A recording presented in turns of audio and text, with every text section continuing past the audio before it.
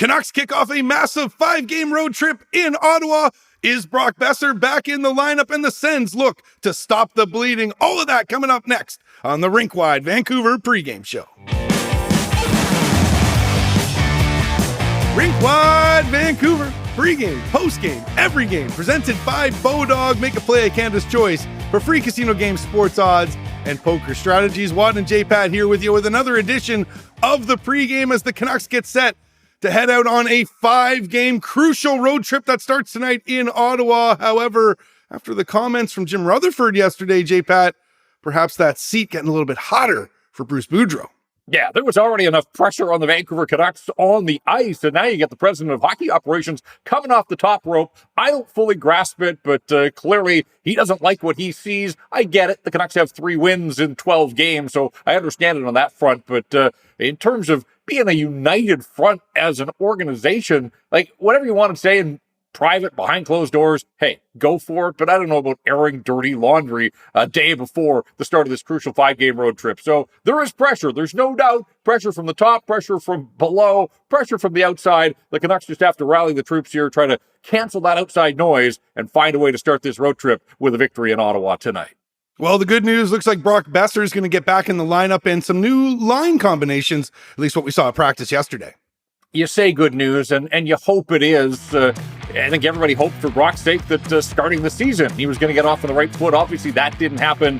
Had the injury in the preseason or a training camp, missed the preseason, and has only played 6 of the 12 games so far. Hasn't scored a goal yet. That has to change, and maybe it has to change starting tonight in Ottawa, because it looks like he's drawing in and is going to play with JT Miller and Tanner Pearson. These guys had some success last year under Bruce Boudreau. We'll see if they can reignite that this time around, because Tanner Pearson isn't exactly lighting up the score sheet. JT Miller back to the middle after moving to the wing for a couple of games. So a new look on that line, certainly. Elias Pettersson with his Russian line mates, they're not going to touch that. I don't blame them. But then you have a new look line with Bo Horvat.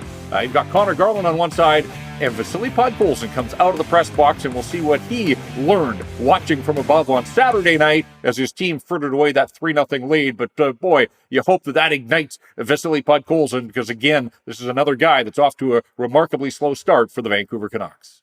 The Ottawa Senators have a skilled group up front. Be interesting to see if the Canucks defense can handle that speed. Yeah, and Spencer Martin gets the starting goal, and that's an interesting decision and wrinkle to all of this as well. Of course, back-to-back games tonight and tomorrow, so presumably Thatcher Demko will get the call against the Montreal Canadiens. But then the decision comes Saturday night, the big stage, Hockey Night in Canada in Toronto. So who do you go with there? And another back-to-back, because then you go into the pressure cooker that is Boston and the way that the Bruins are playing these days. That's Sunday afternoon. So there are goaltending decisions to be made on this 5-game road trip, but Bruce Boudreau makes an interesting one, going with Spencer Martin tonight to start things off. And look, Spencer Martin has won his last 2 starts in Seattle and at home against Anaheim. Wasn't perfect against the Ducks, gave up 5 goals, but I guess the coach feels that right now Spencer Martin gives the Canucks the best opportunity to get a victory to start this road trip. And as you talked about, the Sens have speed and they've got skill up front. They're led by Brady Tkachuk. He's got 16 points. How about Claude Giroux?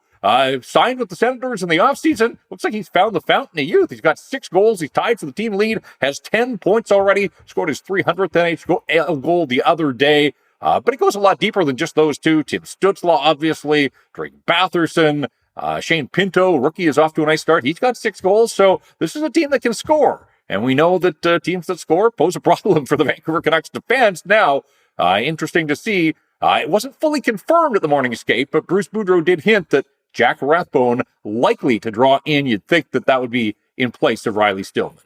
Yeah, the Sens started off the season pretty well, but have lost 5 straight. We'll see what sort of Senators team the Canucks get tonight on their home ice. That brings us now to our question of the day. 5-game road trip for the Canucks. How many points will they pick up? We want to hear in the comments below. JPat, on our podcast yesterday, that is, I picked 7 points. Might be a little ambitious, but I think right now, if the Canucks want to get themselves out of the woods, they're going to have to pick up some points. boy, if they're going to get 7 on this road trip, I would say that they have to get a victory tonight, because if they get skunked in Ottawa, then there's only 8 points available to them the rest of the way. They'd pretty much have to run the table. So if you want to set the tone for the road trip, if you want to put the memory of the lead that got away against Nashville the other night behind them, then imperative that they get off to a decent start here tonight, but see it through a full 60-minute performance. Hopefully they're energized by the return of a guy like Brock Besser. As we said, Vasily Podkolzin, is he motivated? Is that what it's going to take? A healthy scratch to get him into the lineup. And we'll see what it looks like. And what does Jack Rathbone give this hockey club? We know that he skates. He can transport the puck.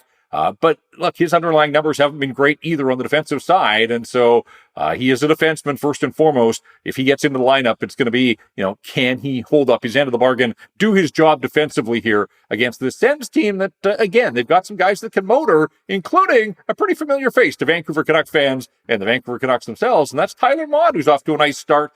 Took him late into the summer to find a place to play this season, but it looks like he's settled into Ottawa now. 2 goals, 5 assists, 7 points in the 11 games that the former Canuck has suited up for the Sens. He plays on their third line with Shane Pinto, I mentioned, and Matthew Joseph is the other member of that third line for the Senators.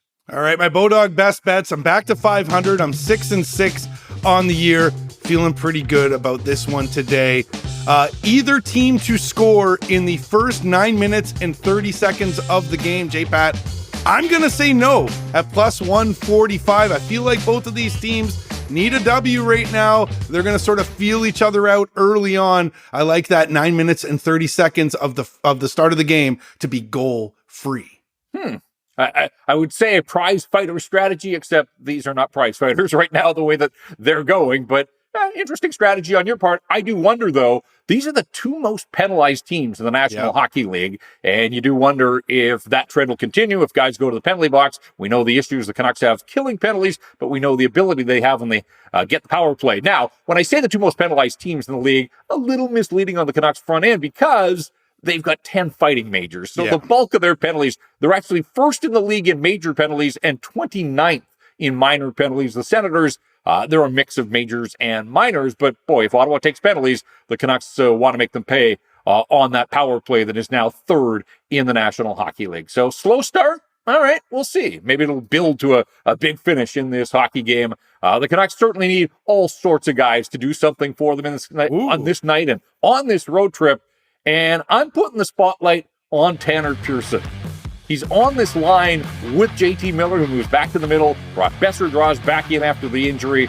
It has been a brutal start for Tanner Pearson. There are a lot of people clamoring for him to come right out of the lineup, and maybe it's the penalty-killing duty that keeps him among the 12 forwards that Bruce Boudreau is going to dress. But instead of coming out of the lineup, he's getting a promotion back to one of the top lines here with JT Miller. But just the 1 goal on the season for Tanner Pearson opened the scoring at home against Pittsburgh. Otherwise, that is it. And with what they're paying him and the role that he's playing, they need more from Tanner Pearson. So he's the guy tonight. He's in the crosshairs. He's getting the do-something treatment, and we'll see if he responds for the Vancouver Canucks. Tanner Pearson might do something candidate tonight. All right, leave who you think should do something in the comments below. And of course, we'll have more for you as we'll have the post game for you as quick as we can after the final horn. Crucial 5-game road trip starts tonight in the nation's capital for the Canucks. This has been another edition of Rink Wide Vancouver podcast presented by Bodog. For Jeff Patterson, I'm Andrew Wadden. Remember, Rink Wide is the show that always scores.